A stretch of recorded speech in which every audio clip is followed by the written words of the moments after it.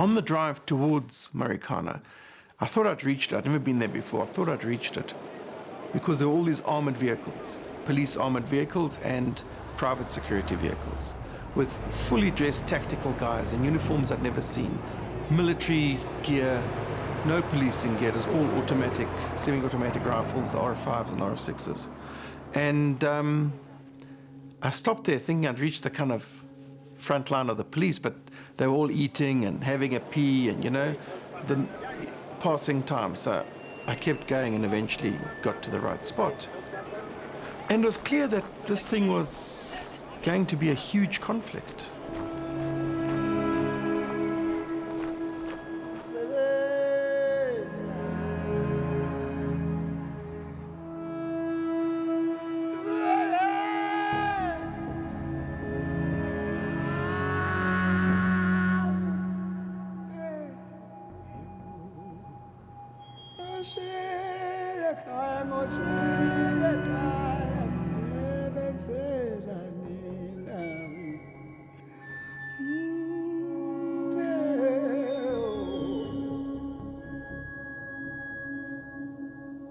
Miners shut down, so Ramaphosa takes 6.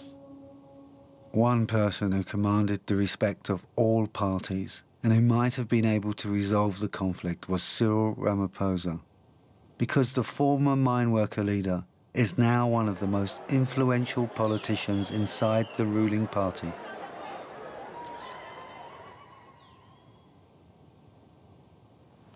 Did it ever cross your mind to, go to the mountain, to speak to the workers? Think of that? I prefer not to answer that one, because if I ever go to give evidence, I'll have to deal with things like that. Email communication was uncovered at the Commission, showing Cyril Ramaphosa energetically lobbying government ministers to increase police presence and pressing for action to be taken against the miners. Chairperson, we have in our possession emails that were being exchanged between the mine management, the government, the Minister of Minerals and Energy, which talk about discussions with the Minister of Police, at the center of which is a gentleman called Cyril Ramaphosa. Cyril Ramaphosa writes about the discussions he had with the Minister of Mining, Susan Shabangu. She agrees that what we are going through is not a labor dispute, but a criminal act. She is going into cabinet and will brief the president as well and get the Minister of Police, Natim Tetwa, to act in a more pointed way. Let's just keep the pressure on them to act correctly. I'm interrupting you, but what is the date of that email that you... It is the 15th of August, 2:58, exactly 24 hours before the people were mowed down at that mountain. Cyril Ramaphosa advised that what was taking place are plainly, I'm quoting now, dastardly criminal and must be characterized as such. In line with this characterization, there needs to be concomitant action to address this situation. That at the heart of this was the toxic collusion between the SAPS and Lonmin at the direct level. At a much broader level, it can be called a collusion between the state and capital. Black people who get into white-owned companies through the Black Economic Empowerment process then get into a system, one which is very reluctant to change, and two, which they don't own completely and which they don't control. So at best what they do, or what we do, is to be advocates.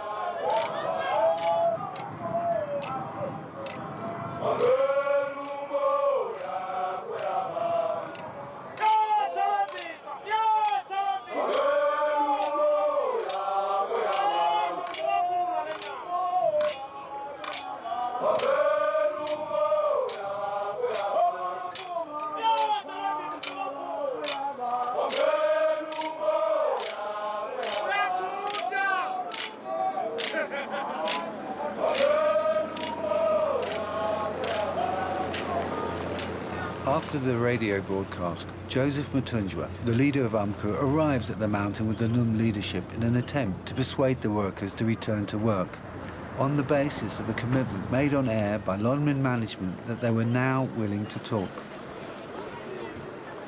Joseph Matunja told me that he confidently expected that when he arrived that there would be a meeting between himself, Mr. Zakwana, and the Lonmin management. Instead, what he found was General Mpembe. He asked, would the trade union leaders go up to the mountain to speak to the strikers and to say, leave your arms there, leave the mountain, just leave. A small delegation from NUM went first, and they went in an armoured truck. And the armoured truck approached the mountain, and the strikers were told that inside the truck was the president of the National Union of Mine Workers, and that he wasn't getting out of the truck. It was clear from the reception that they simply didn't want him. They did not want him there.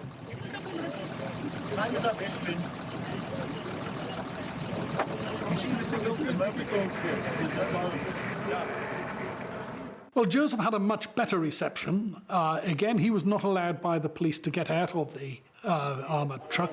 To get into the hard body, and then just in front of them, they stand there.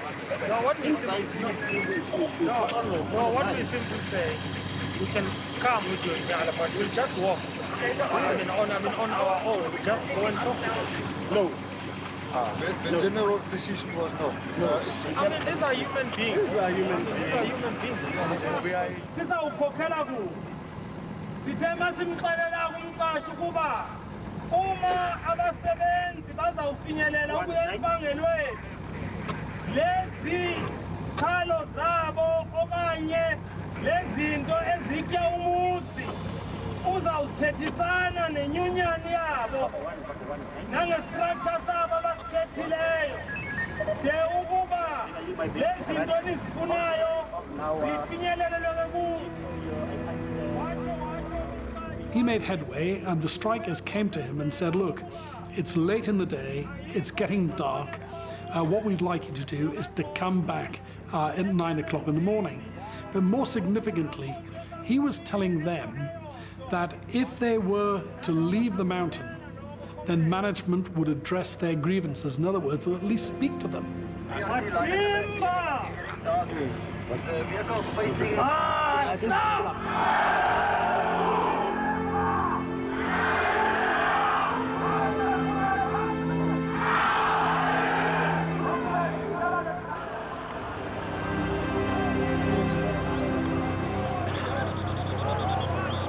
So he went back and he reported that both to the police and to the Lonmin management. And in fact, what Joseph Matunja says is that they were really optimistic. I mean, General Mpembe, he said, in fact, saluted him and said, well done.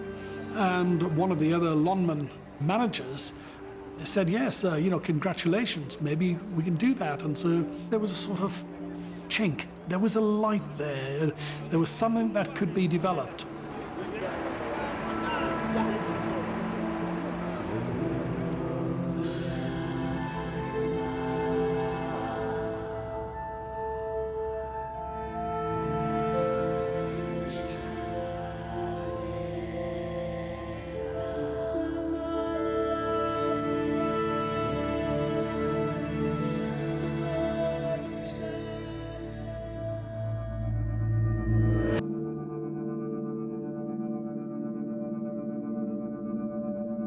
Remember that we said our intention is to disarm the people, and also our intention is to make sure the people that they leave that illegal gathering area where they are, and that is what we will do today. And I said to you, we wish that we will do that still amicable, meaning we will ask them to leave. But then, I don't want to explain to you if they don't, what then. What I told you is, today, we are ending this matter.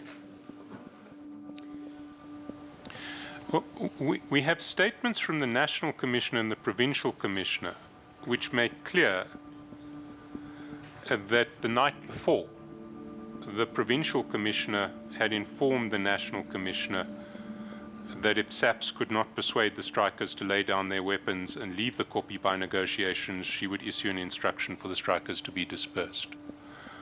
After deliberations, the meeting endorsed the proposal to disarm the protesting masses and further indicated that additional resources must be made available upon needs identification by the Provincial Commissioner Northwest.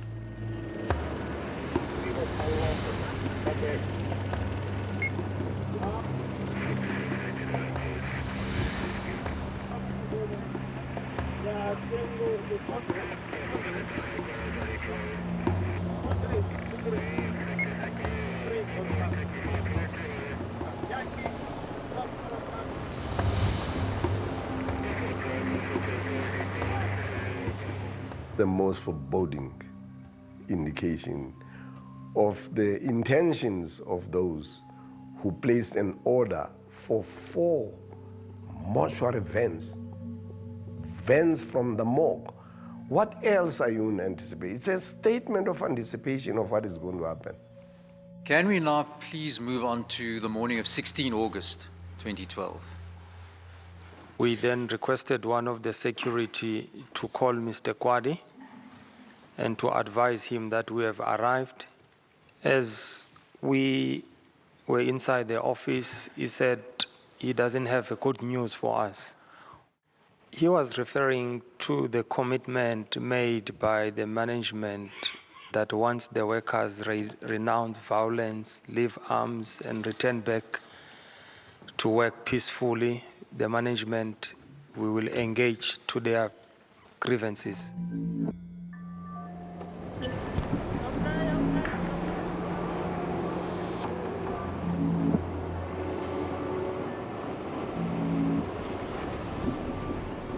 We now know that this was a joint operation between Lonmin and the police, that Lonmin was completely integrated into the police strategy and assisted the police strategy.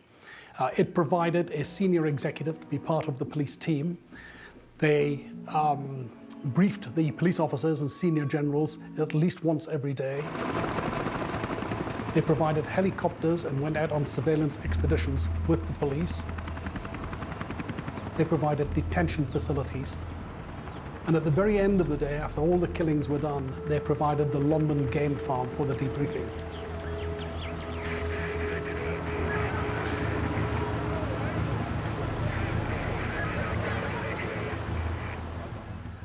Are we to believe that even Major General Pierre had not cleared this with her principal, the Minister of Police? Did you make a telephone call to the minister reporting to him the killings that had taken place at Marikana on the 13th of August 2012? Do you remember me asking you that question? You've asked me a lot of questions. It could have been one of those.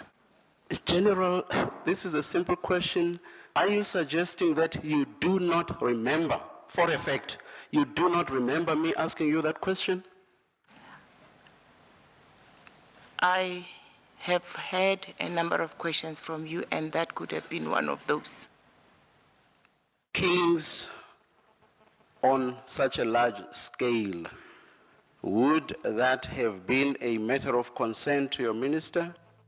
I said yes. If it was or would have been, what, if anything, did the minister do? I have already given my response to this one. As a political leader, he gives us leadership in that space and support. If I have failed maybe to answer in a manner that is appreciated, maybe I'm short of answering your question. 16 ekuseni mazifikayo ezihiphu zifika zigcwalisa zangaziluhlu konke zihiphu ziveni zitruck kube netruck ifuthe ebuyileyo eyi1 yafika ema ngapho kana private hambe kapha eyamajoni itruck inamajoni lapha ngasemva layishiwe futhi emaningi yona kakhulu By mid-morning, it had become clear to the miners that Lonmin had gone back on their commitment to talk to them.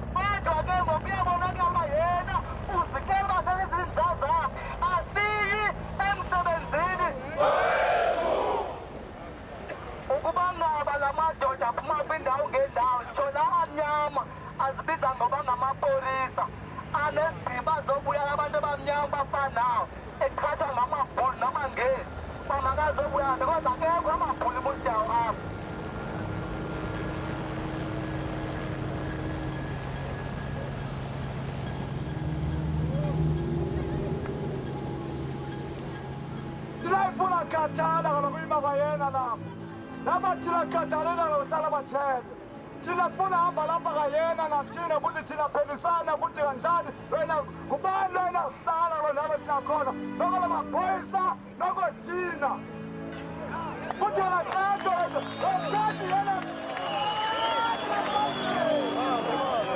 noskhethi yena lamaphoyisa bethele la chaya thina hamba noskhethi thina sala bethele lamaphoyisa thina hamba lapha kayena thina buka kanjani thina siyenza.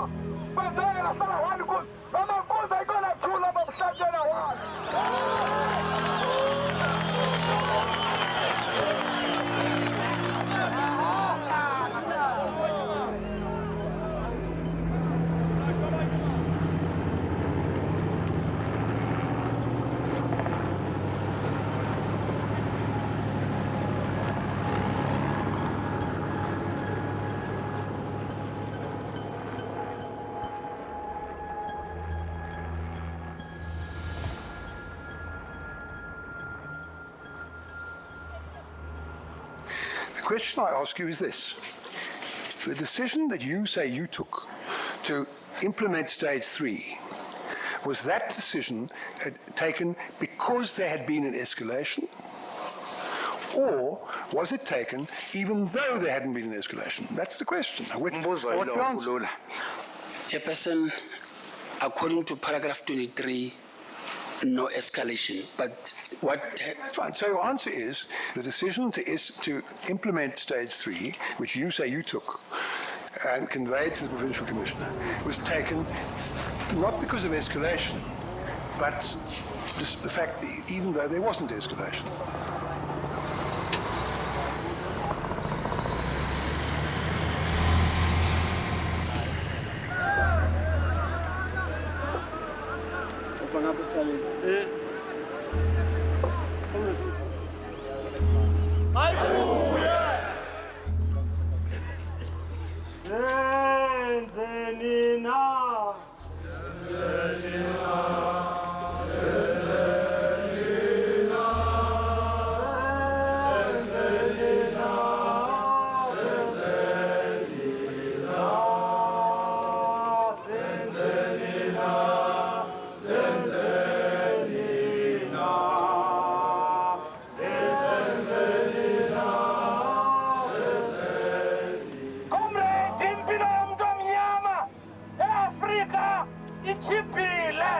The life of a black person in Africa is so cheap.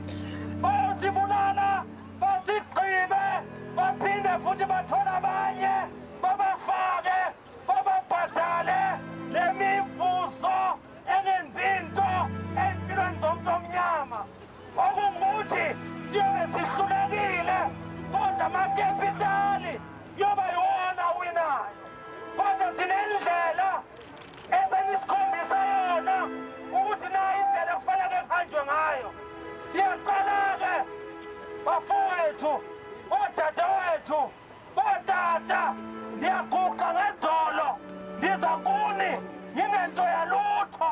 Ndithi masivikele leli gazi, i-NUM esavumelene nomqashi ukuba maliphalale. Asifuni igazi elizophalala, kodwa sifuna izinkinga zenu nemivuzo yenu. I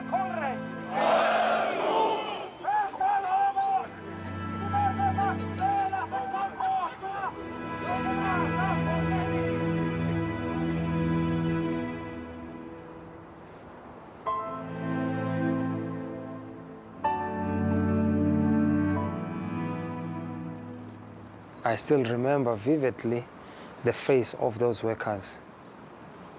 I still remember my words I said. When Xolani Mkambi of ETV asked me, what now? I said, all this is in God's hands. I'm a mortal man. Those were my words. I'm a mortal man. God.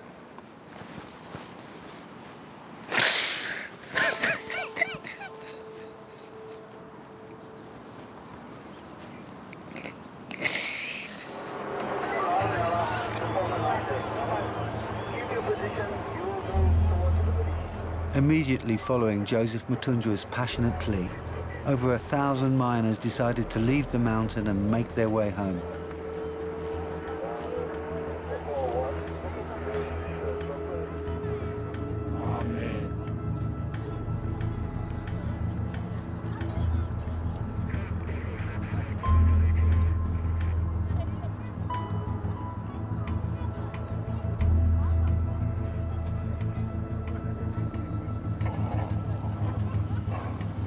We have been in negotiations with this gathering for quite a few days.